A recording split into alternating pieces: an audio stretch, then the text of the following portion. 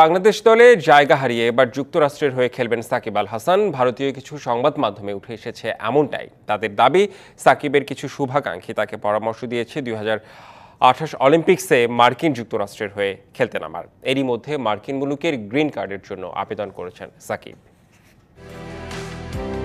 দেশের মাটিতে টেস্ট খেলে অবসর নিতে না পারলেও আশা ছিল চ্যাম্পিয়ন্স ট্রফিতে খেলে সাকিব তার জার্সিটা তুলে রাখবেন, কিন্তু শেষ পর্যন্ত সেই সুযোগটাও আর হয়নি। বাংলাদেশ যখন এই টুর্নামেন্ট নিয়ে ব্যস্ত, সাকিব শুধুই হয়তো টিভির পর্দায় খেলা দেখছেন। রাজনৈতিক পালাবদলে সাকিব হয়তো বুঝেও গিয়েছেন দেশে আসার আর কোনো সুযোগ নেই তার, তাই বাংলাদেশের জার্সিটাও আর গায়ে তোলা হবে না।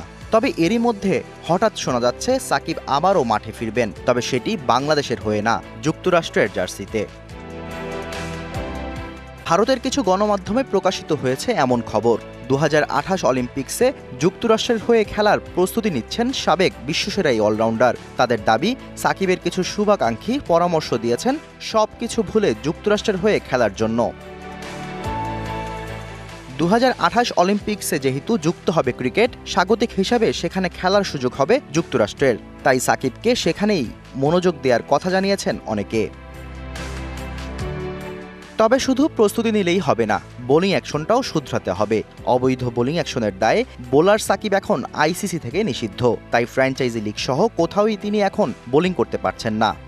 ভারতের কিছু গণমাধ্যমে প্রকাশিত হয়েছে এমন খবর, 2028 অলিম্পিক্সে যুক্তরাষ্ট্রের হয়ে খেলার প্রস্তুতি নিচ্ছেন সাবেক বিশ্বসেরা এই অলরাউন্ডার। তাদের দাবি, সাকিবের কিছু শুভাকাঙ্ক্ষী পরামর্শ দিয়েছেন সবকিছু ভুলে যুক্তরাষ্ট্রের হয়ে খেলার জন্য।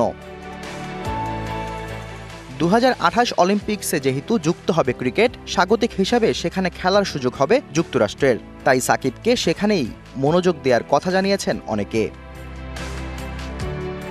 তবে শুধু প্রস্তুতি নিলেই হবে না, বোলিং অ্যাকশনটাও শুধরাতে হবে। অবৈধ বোলিং অ্যাকশনের দায়ে বোলার সাকিব এখন আইসিসি থেকে নিষিদ্ধ, তাই ফ্র্যাঞ্চাইজি লিগ সহ কোথাওই তিনি এখন বোলিং করতে পারছেন না।